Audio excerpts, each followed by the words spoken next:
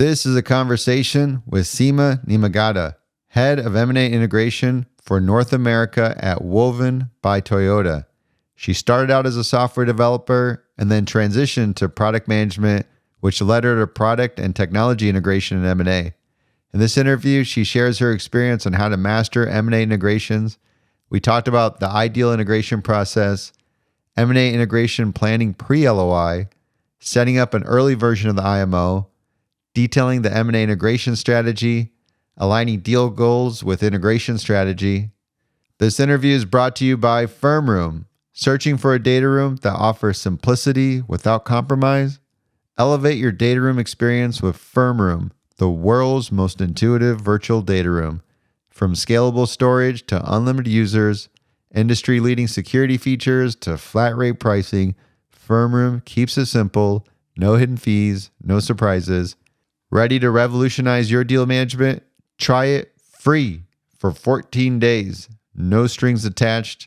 And when you're ready to power up, sign up for unlimited users and 10 gigs of storage at a flat rate of $495 a month.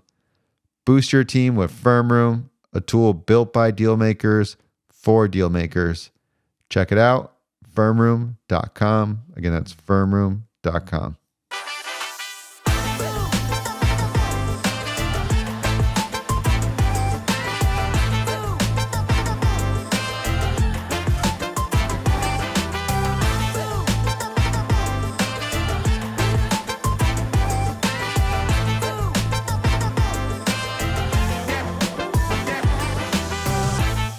Seema, how are you doing today? I'm doing great. Really excited to be part of this podcast. Well, thanks for taking a break from doing massive integration projects to have a conversation with me. Could we kick things off with a little bit about your background? Sure. I started at Woven more than 2 years back. I had, as you mentioned, the M&A integration for our North America region.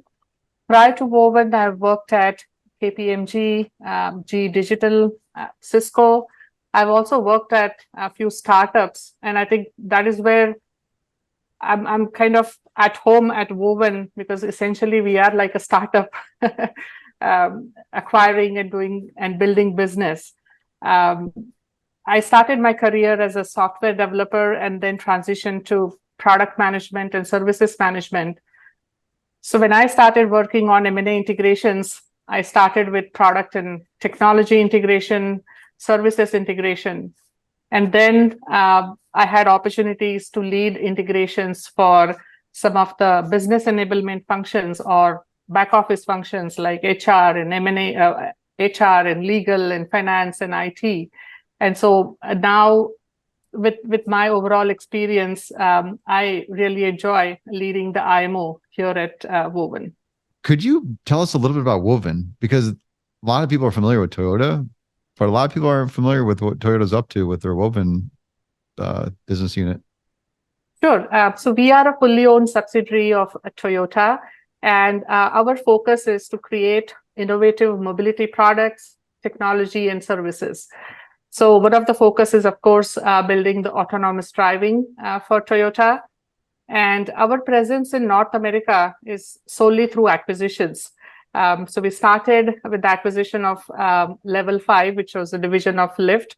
And we did a few more acquisitions in US and in UK.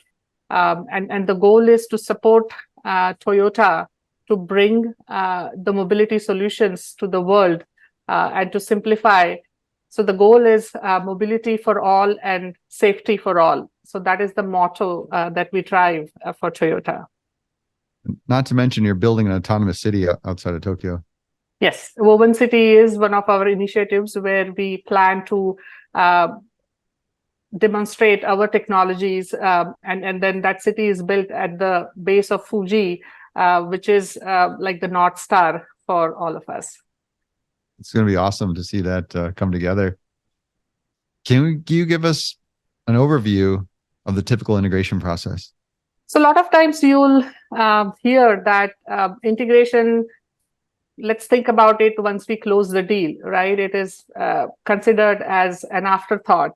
And I think that is where we see that a lot of the deal failures result into because of that approach. And so I'm a very strong advocate of bringing in integration as early as possible in the deal life cycle. So right when you are structuring the deal, building your deal strategy, that is the right time to bring in integration and start building your integration strategy in parallel. And so as you are doing your early or confirmatory due diligence, the integration process should start at that time. And you don't have to pull in the entire integration team, including all work streams or functions at that time. But depending on the type of the deal, you can pull in the key work stream leads into the picture. And as you go through the due diligence process after you sign the LOI, that is the time that you start pre-planning for your integration, build your integration roadmap. And that's, of course, a very iterative process. But if you get a good head start during that due diligence period, that is what will lead to a successful execution of that integration strategy. And so once you close the deal, you can enhance your integration plan that you have put together, and then obviously increase the scope, pull in additional resources and additional functions into the mix, and then execute on that integration strategy. So the key is to have that integration process aligned with your deal life cycle. Like this is the biggest theme that we're seeing in our industry, and it's only going to continue through 2024, is this emphasis on really planning integration well, so you can ultimately execute it well. Why is it important to think about integration capabilities even before finalizing a deal? They say that more than 70% of the deals fail, and again, that high failure rate can be directly attributed to integration that is not planned correctly. And so it is very important to think about your integration, as I mentioned before, as early as possible during the deal life cycle. In order to build your integration capabilities ahead of your deal is really critical.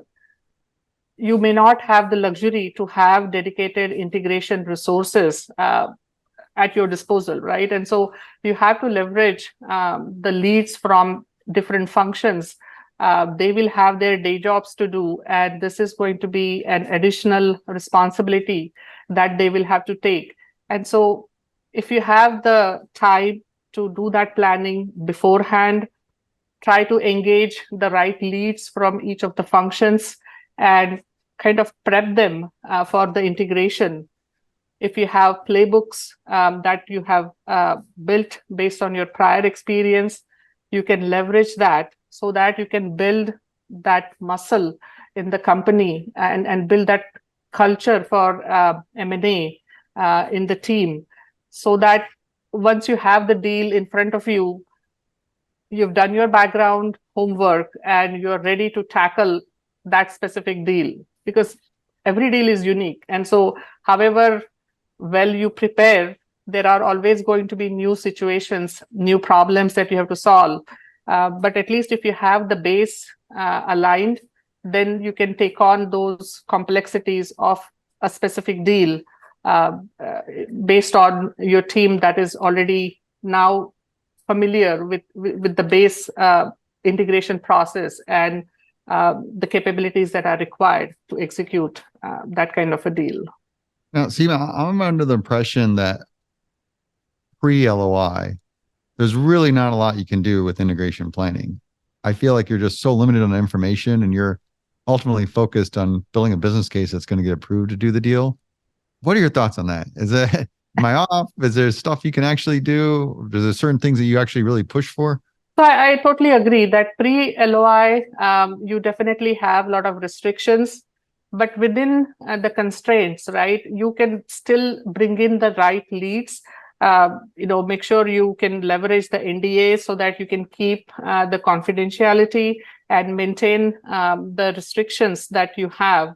But I think it is really important to pull in the right leads. So for example, if you're looking at, say, an acqui-hire, you definitely need to pull in your HR leads upfront, because then you can plan how you're going to build that strategy to retain that talent, right? If it is you're acquiring a new technology, then it is really important to bring in your product and technology leads, bring in your operations leads, so that you can integrate and launch that new product as part of the integration.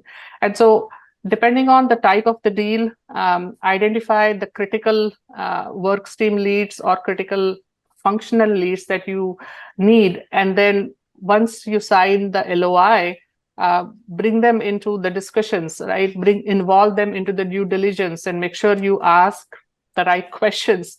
And it is important to involve the right counterparts from the target too. Again, with NDA, you can definitely restrict the audience, but at the same time, you can make sure that you have the right people involved so that you can gather the critical information which is going to allow you to build your integration plan and integration strategy. And again, maintaining that tight alignment with the deal strategy, right? That is going to be the key.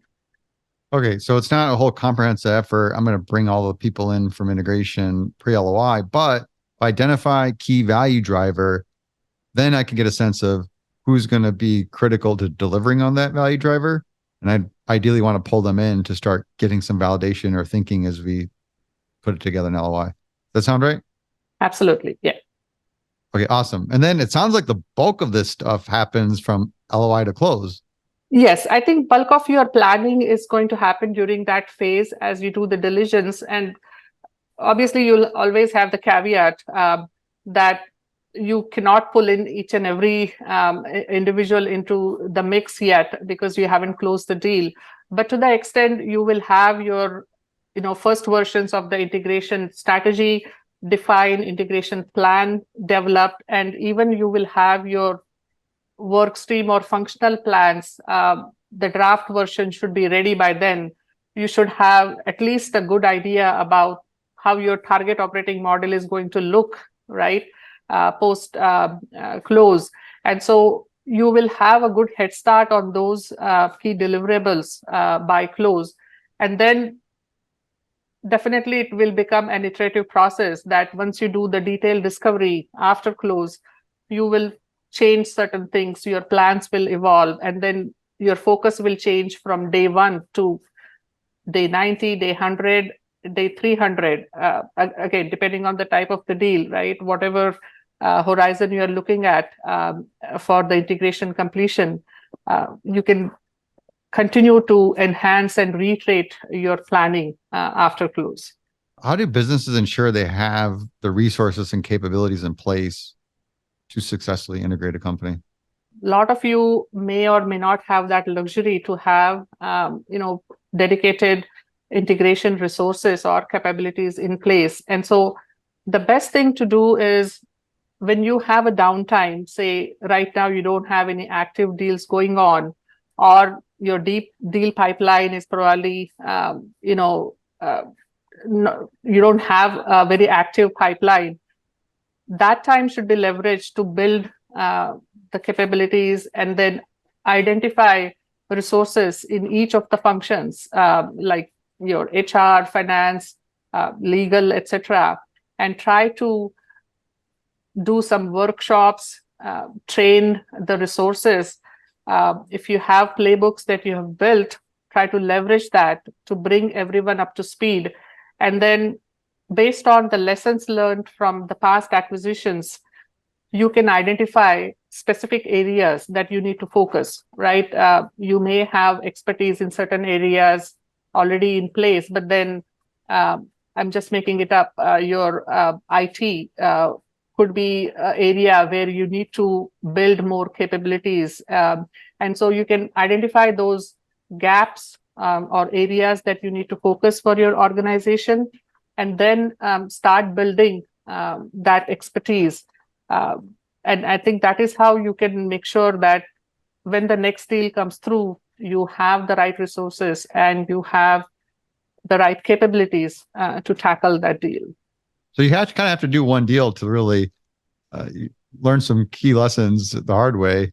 And then you build off of that and start doing your retrospectives and say, okay, here's where the gaps, here's things that we can really prep for. Then, especially if that downtime, you can utilize that for some proactive preparation for the next deal. Absolutely. Is there a way to like not get burnt on the first deal to get us building out an integration program? I think it again depends on the maturity level of your organization for M&A, right? If you have done deals in some capacity in the previous life, then you are familiar with how the deal life cycle goes through, and you know the pitfalls of integration, and you can kind of plan not to have any burnout. But like Woven, where we didn't have that past expertise in all our other functional areas, and so it was a huge burnout after the integration. But again, being proactive and then planning ahead would be the key to avoid that burnout. And of course, taking advantage of advisors and resources like M&A Science, I think is a great way to prep for the upcoming transactions and kind of raise that level of maturity for the organization using these resources and tools that we can leverage. Say it before and I'll say it again. Your peer in M&A is your most valuable asset. When you get stumped, that's your group that's going to help you out. Well, let's help out the companies that are going to go through their first deal and try to help them avoid some of the big painful lessons here. Can we break down the major milestones / steps in integration, particularly from the LOI to close stage? Sure. As I said, right, we definitely want to bring in the integration as early as possible in the deal life cycle. And what I have seen, or what my personal preference is, the integration management office, I think, is really the best to lead the overall due diligence process, because end of the day, it is running tight governance around the diligence, right? And so making sure that the integration management office has the right involvement and the right lead to lead that overall diligence process after the LOI, that becomes one of the key steps to make sure that we can have the right integration plan and strategy built. And so in that sense, the first milestone would be to set up the right version or the first version of your IMO, right? As we discussed, you don't have to bring in all the functions, all the work streams into the mix, but depending on the type of the deal, bring in the key leads and start that IMO version right before you sign the LOI, right? And then the second milestone would be to come up with your integration strategy, which is very tightly aligned with the deal strategy. The next milestone would be to build a high-level roadmap or a plan for integration. And again, it's going to be iterative, it's going to be enhanced further, but having that starting version is really important. And the most important milestone is to socialize that integration strategy and integration plan with the key stakeholders, right? Including your deal sponsor and all the functional executives, and getting their buy-in, getting their commitment for the resources that you expect from respective functions. That is a key milestone. And I think these are the things that you should focus from that phase once you sign LOI before you close. So first step is build out this early version of the IMO, Integration Management Office. And you made an interesting point about the integration management should ideally lead due diligence. I'll come back to that with a question. And then from there, this is when you're defining the actual strategy of integration. And then you'll actually define the plan / roadmap and you're taking this as a pretty iterative effort as you continue to gather information. And then you will socialize this with the key stakeholders, which includes the deal sponsor and the functional leads. Is that functional leads from both sides? I think at this stage, because this is pre-close, you may or may not have that much visibility. But again, two in the box is the right way to go. And so if you can actually get some kind of commitment from the target side, that is awesome. And that definitely will, first of all, make sure that the target feels involved in the overall integration process, right? And so you're going to get a lot more constructive response or participation from target during the overall integration process. So I definitely would recommend involving stakeholders on the target side as well. Can you explain briefly what two in a box is for those that don't know and people like me that don't remember? Right. And so typically when you think about building your integration strategy and integration plan, it is the acquiring side which is doing that, right? But again, if you really want things to work, actually, it becomes instrumental to involve the target side. And so two in a box is your IMO has a counterpart from the target side. Your each work stream has a counterpart from the target side. And so you're putting the acquiring company and the target two in a box when you are building or designing your IMO. The idea of the IMO leading due diligence. Mm-hmm. I'm curious your thoughts around structure, because if you look at traditional structures, maybe super early, it's like you have one corp dev team and then integration becomes an afterthought. And then it finally becomes a real thought. And then all of a sudden it's standing up a separate integration team. And then you end up with this whole knowledge chasm between diligence and integration, and then a bunch of other friction and, misalignment on strategy and things like that happen. The idea of the IMO leading diligence makes a lot of sense because they'd get all this access to the information they really need to successfully execute integration.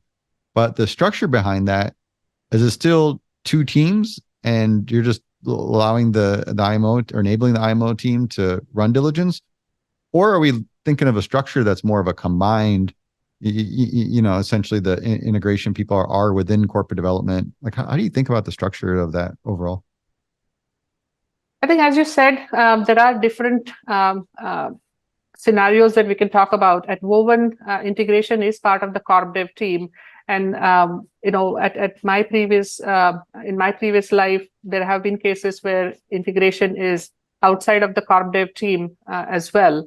But I think when you look from a deals perspective, it is still one team, right? And in that sense, it really becomes very efficient if IMO takes lead into running the diligence process, because essentially it is program management at that level, right?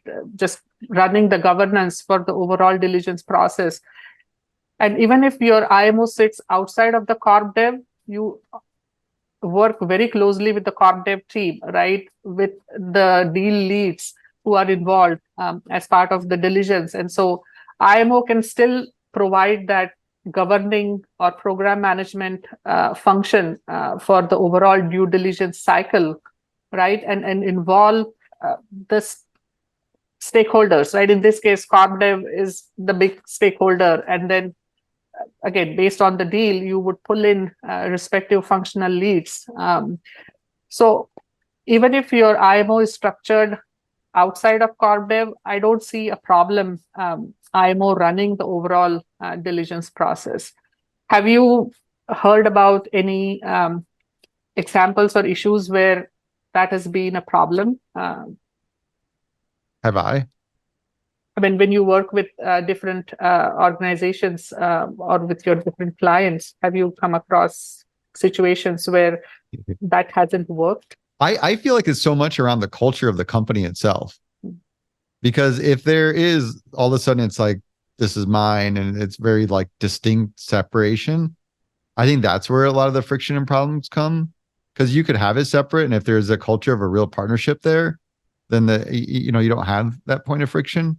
But then there's a lot of these old school companies that just haven't changed their way in 20 years. And you could tell like it is purposeful of 2 weeks before the deal closes, we'll give them a heads up And that's, it's a scramble for them to figure out what they're going to do for integration. So I think a lot of the company culture itself is actually the biggest influence. That is true. That is true. But again, for companies like us who are, as I said, right, we are essentially like a startup. It is a small team. Everybody puts multiple hats. And so uh, I haven't seen any cultural issues with this approach. And actually, the deal leads are happy if somebody's taking the overhead of running the overall process for due diligence. They can focus on the actual, substance of the process and focus on their key areas that they need to go for due diligence. And IMO can take care of the overall program management or the governance aspect of the DD process. See, that's the key advantage, is having that startup culture where it's very growth oriented. People are very much oriented around change in the company. And the ones I just spoke to a practitioner yesterday that is ready to move on because they're in a role, it's stagnant. The organization refuses to make these changes. And they're just frustrated and tired of it when they know the industry itself has moved on in a different direction.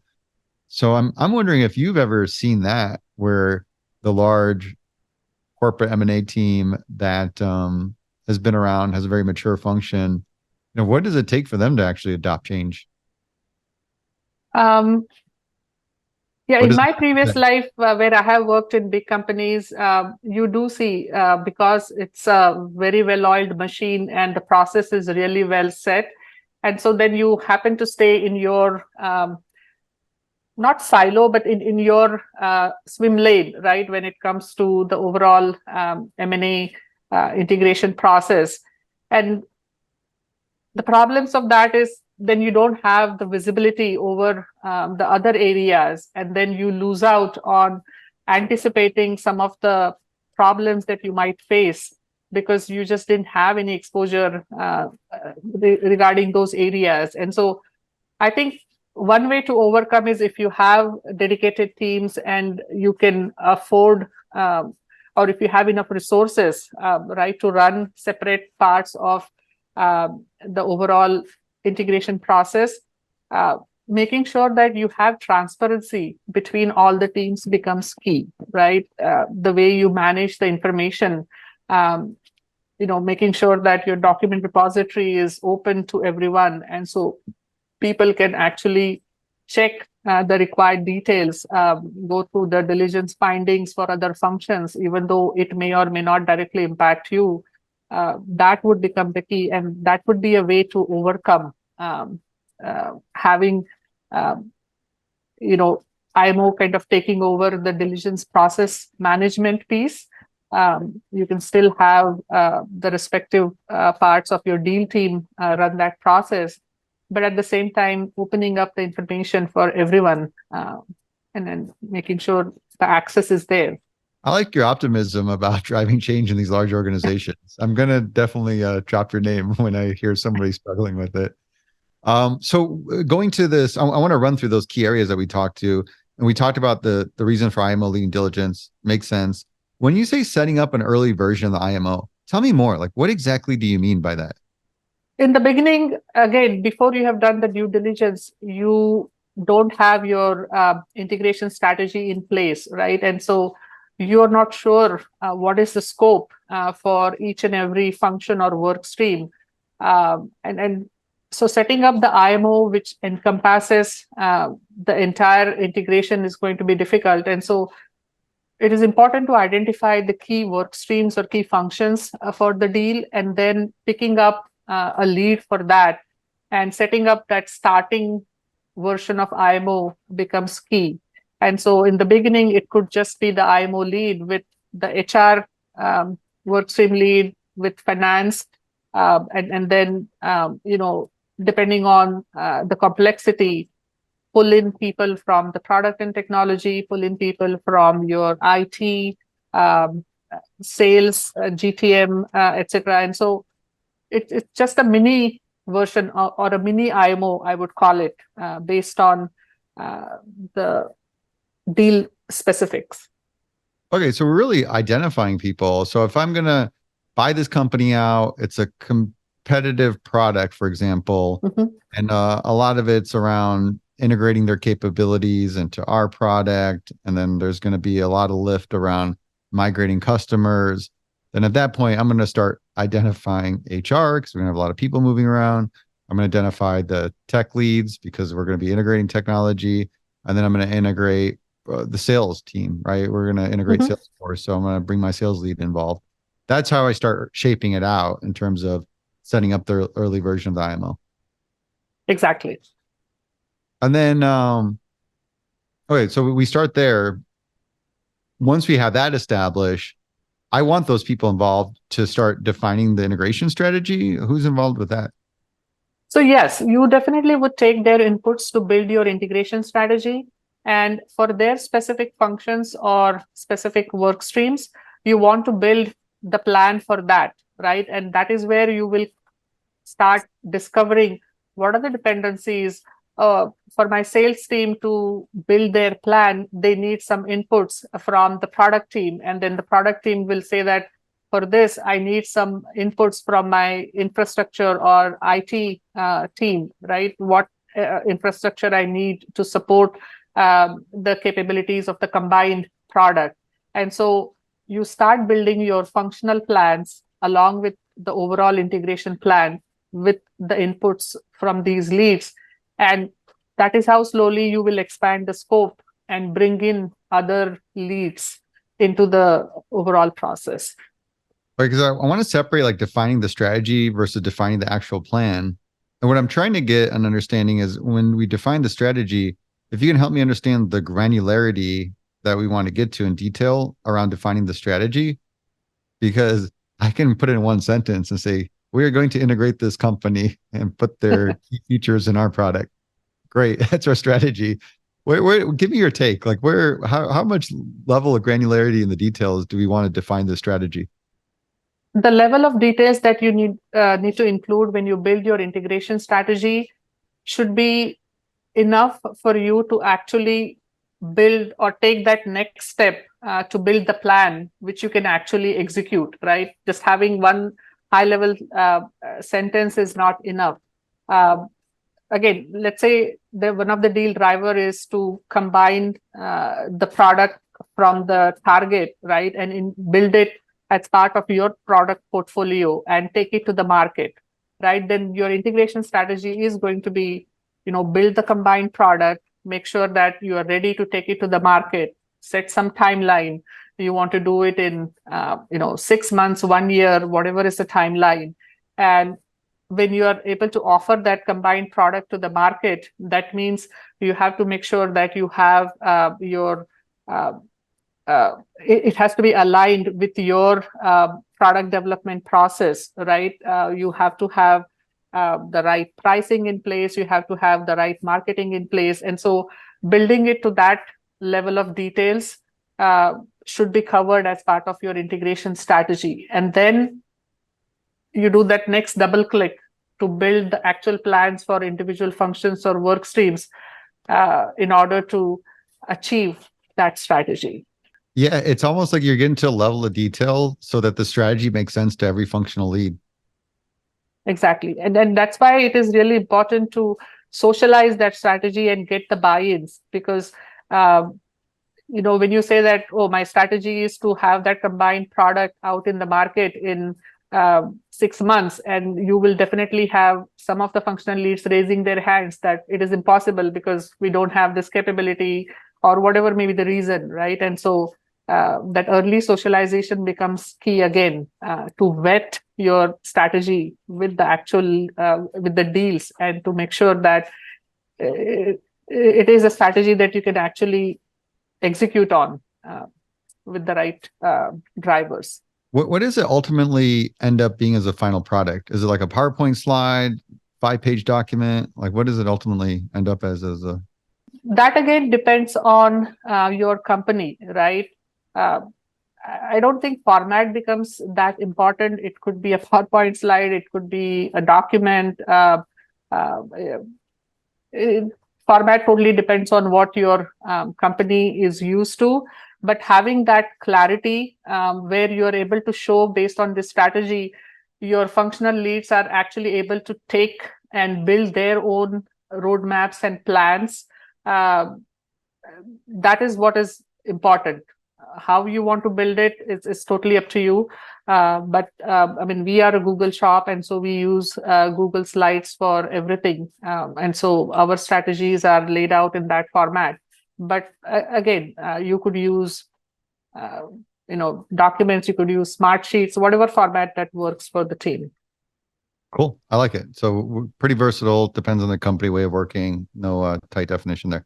And then the actual planning part.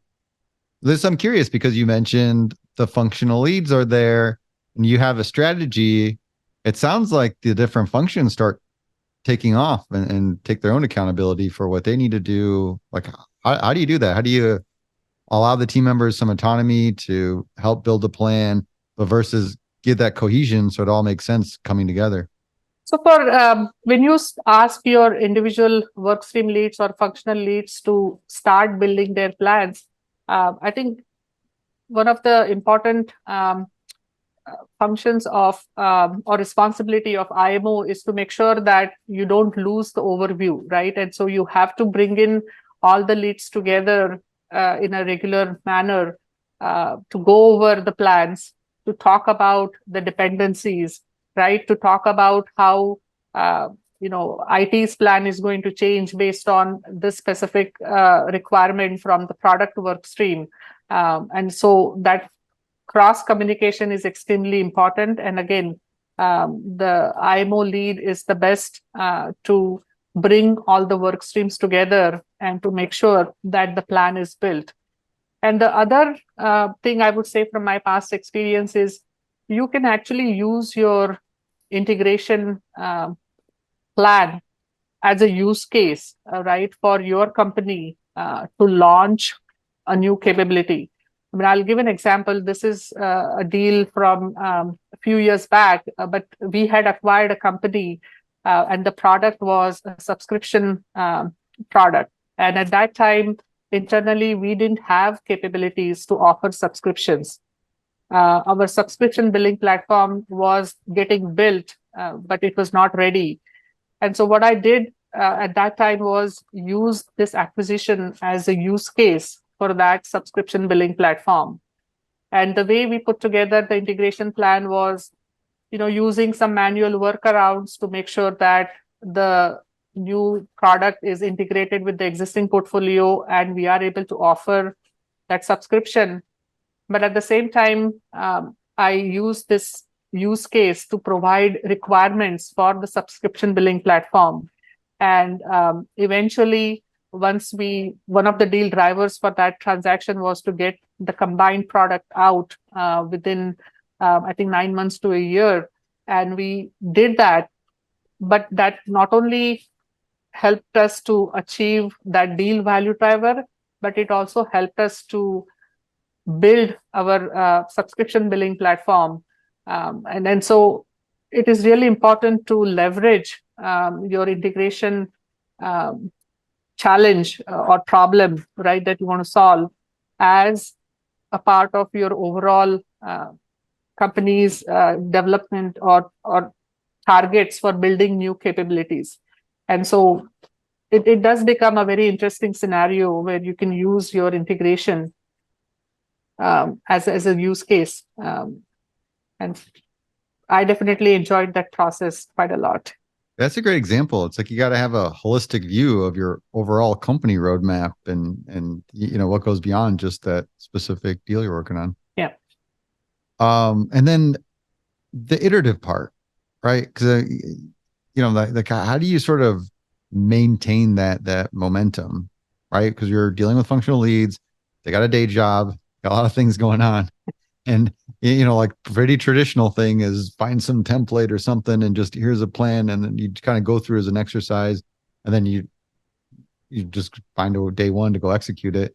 Now, how do you actually get that momentum for it to be iterative process and collaborative? Again, taking the example of Woven, we are a very small team. We don't have the luxury of having dedicated integration resources. And as you said, right, every functional lead, they have their day jobs. And so I think one of the key feature that IMO provides is that you simplify the overall integration process for all the workstream leads and try to minimize the overhead of integration as much as possible, right? And so when it comes to templates, I am a strong advocate of using the tools that the team is already familiar with, right? You don't want to introduce some new tool and then ask, hey, for this integration, now let's all use this new tool. And then you have to update it on a whatever daily, weekly basis and then do it. And you right away will hear that, work sim leads raising their hands is like, we don't have cycles to learn something new and do it. And so going with the tools that the team is familiar with works the best. So my product and technology or IT work streams, they love Jira. And so they build their integrations plans in Jira.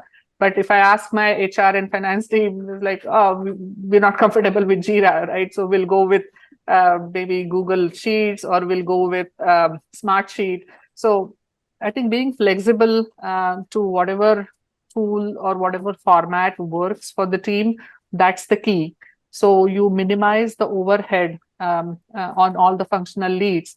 And then maintaining a simple cadence for your IMO meetings where you can actually review these plans and do real-time changes. That becomes key too, because you don't want to wait for a month before realizing that, oh, I have this huge dependency and now I have to change my plan, right? So making sure you have the right collaborative tools in place. We use Slack. So whatever tools, again, work best for your team, leverage them so that there is an open dialogue and people can continue to iterate their plans in real time.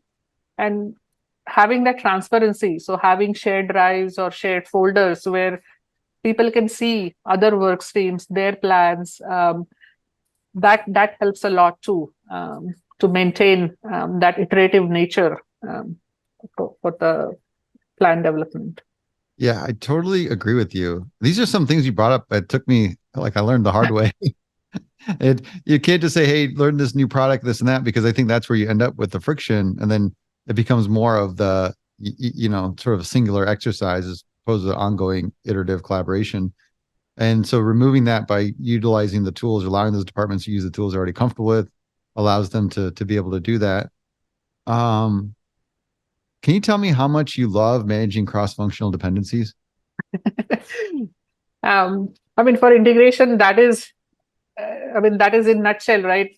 It's managing cross-functional teams and cross-functional dependencies. So I especially love the challenge for that because there's hardly anything that you can say that, oh, one work stream, go run with it, right? In integration, everything is cross-dependent and everything will have at least two or more functions who need to work together for that. So I don't think you can talk about integration without cross-functional dependencies. This is where I draw the line and exit out. This is for the engineering brains, the real type A people out there that can actually do this. Because I see it and I see the different approaches to map these cross-functional dependencies and my head starts spinning and then I got to go.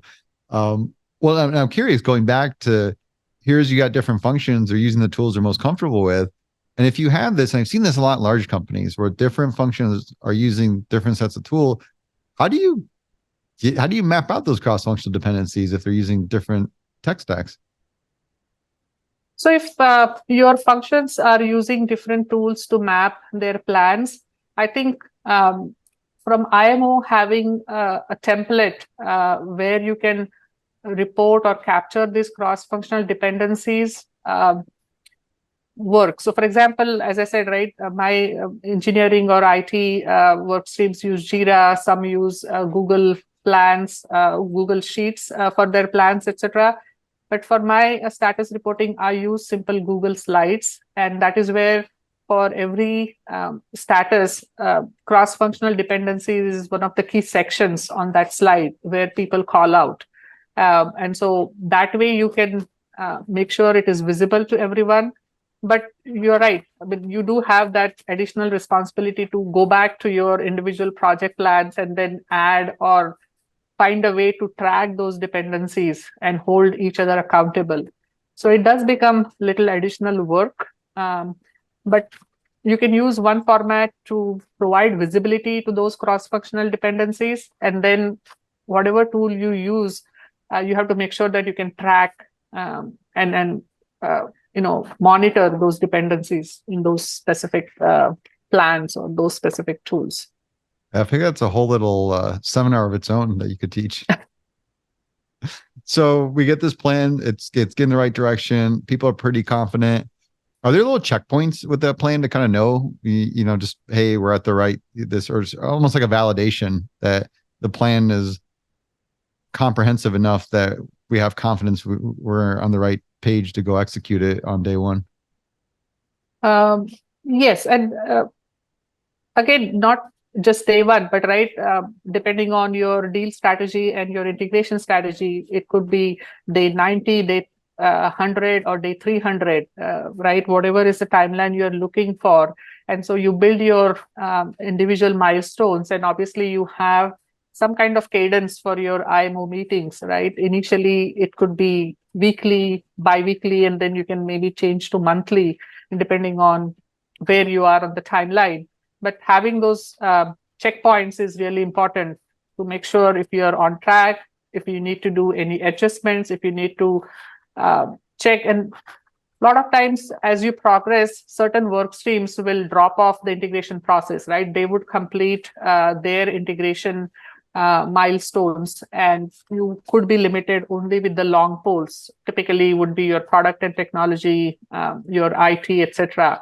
And so having those regular checkpoints becomes key to, first of all, monitor where you are, if you're on track, and secondly, what changes you need to do to the upcoming milestones and upcoming plan. I was curious about your impediments around information gathering, because I feel like you don't get everything you want, right, for the integration. And I'm curious to know, like, what are examples of that, hey, when you're planning for integration, you'll often run into this roadblock or limit of being able to get this information pre-close. And, how do you manage that?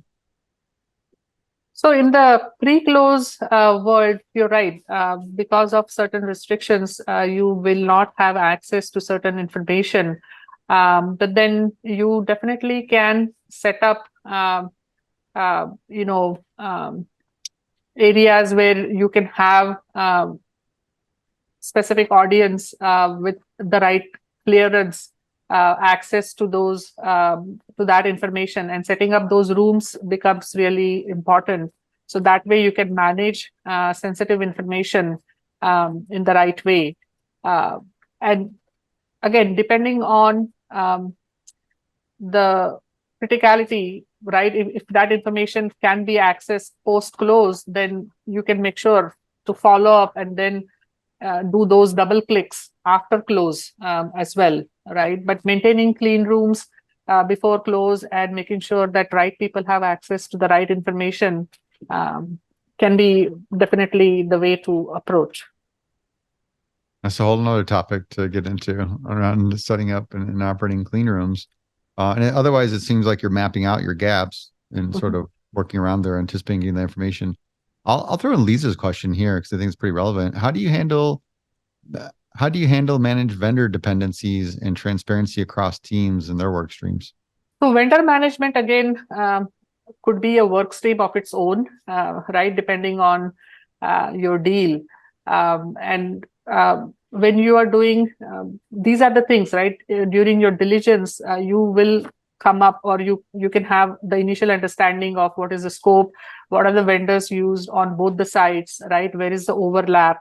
And you can again have your procurement work stream to take a lead on that initial plan, how you want to do the integration for all the vendors, right? And again, making sure the target is involved and figuring out what is the scope, where there are overlaps, and then coming up with the plan, which is not going to disrupt your existing contracts which are in place, right? And so making sure your contract limits and then working with both sides becomes the key to build that procurement plan or vendor management work stream plan. Just to get clarity on the complexity of the planning part, you have the functions that have their own detailed plan, and then do you have like a broader kind of a master high level integration plan that you're sort of hosting to bring everybody in? Yes, there will be some IMO level milestones that you want to track, and there will be a plan around that. And it could be more around your, as you said, right before day 1, day 90, day 100, day 300. And so you could have a plan which will cover the IMO specific areas.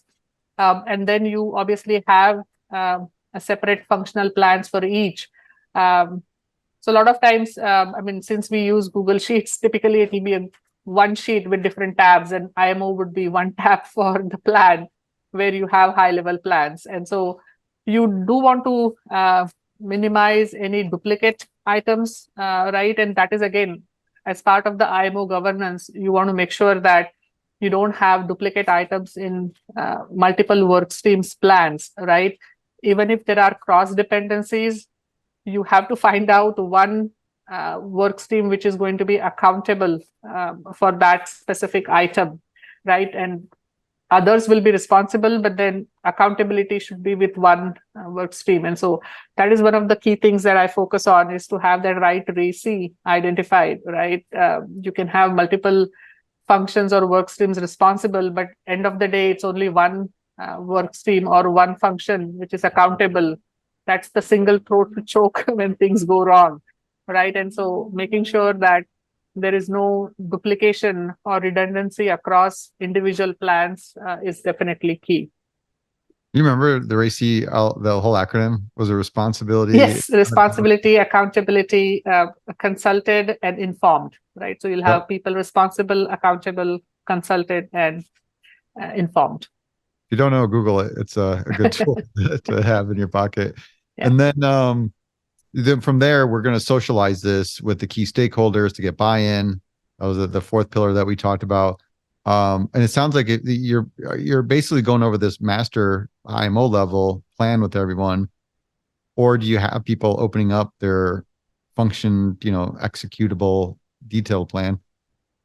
If you have made sure that you have set up a central document repository which is accessible to everyone, everyone should be able to see every workstream plan, including the IMO plan, right? And during your IMO checkpoints, you definitely go over individual plans.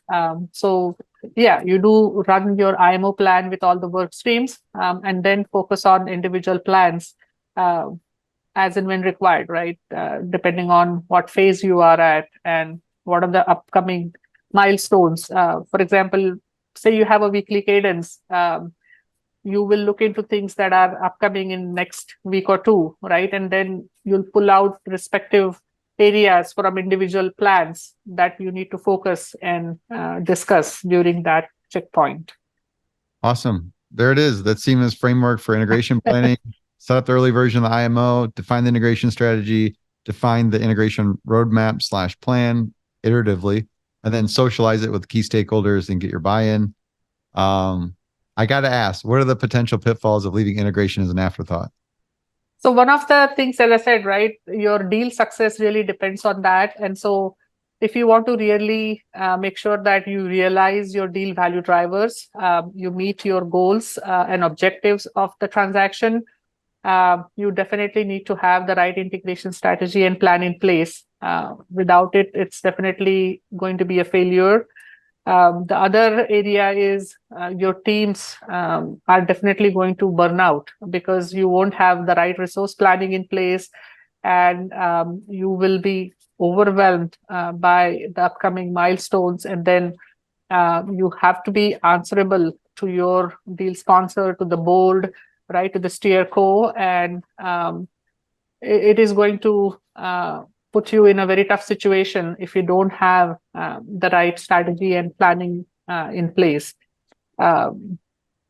So if you really want to hope for a smooth integration, then making sure you have the right strategy in place and the right plan based on the strategy in place, that's the key.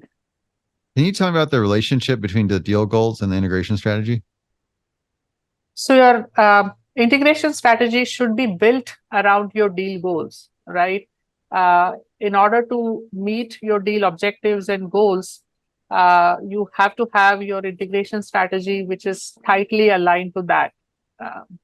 So in nutshell, make sure that your integration strategy follows your deal strategy. Building two in silos definitely will not help. When you think about the integration and going through this, eventually it's got to finish. So how do you determine when integration is truly complete?